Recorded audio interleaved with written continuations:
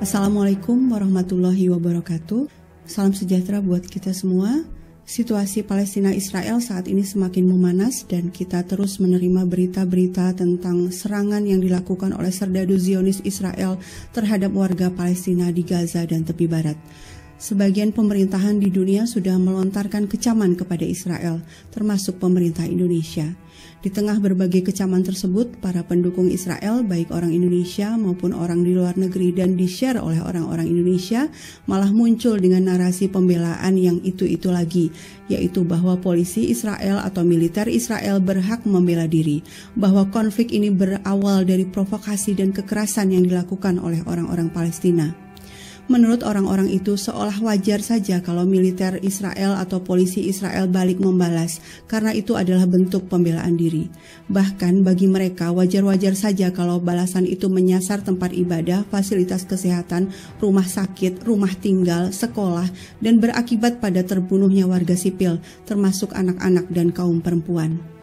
Kesalahan utama dari narasi Israel cuma membela diri adalah kesalahan logika, falasi non kausa pro kausa, salah dalam menyimpulkan sebab masalah.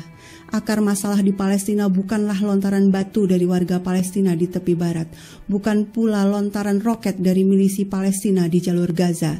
Akar masalahnya adalah perampasan tanah, pembantaian massal, blokade, pembunuhan, pengusiran, penahanan terhadap warga Palestina yang sudah berlangsung sejak tahun 1947 hingga hari ini.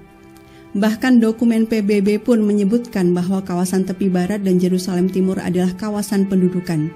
Hukum internasional melarang entitas pendudukan atau pelaku penjajahan dalam hal ini Israel untuk mengusir, merampas properti dan mendatangkan penduduknya sendiri yaitu orang-orang Yahudi Zionis ke kawasan pendudukan.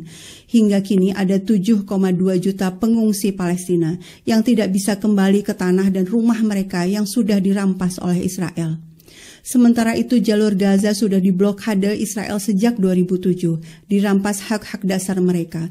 Jalur Gaza merupakan penjara terbuka terbesar di dunia. Ada 2 juta orang di dalamnya. Tidak bisa keluar masuk dengan bebas, aktivitas ekonominya dihalangi, mau berlayar mencari ikan saja dihalangi. PBB pernah menyebutkan bahwa Gaza sudah tidak layak huni karena saking rusaknya berbagai infrastruktur di sana, listrik, air layak minum, fasilitas kesehatan sangat minim.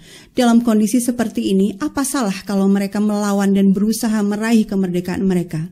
Kalau kalian bilang melawan penjajahan dan kejahatan Israel itu salah, apa kalian mau bila ada yang bilang perjuangan bangsa Indonesia dulu melawan penjajah adalah salah? Bahwa resolusi jihad dari ulama NU tahun 45 untuk melawan sekutu adalah salah?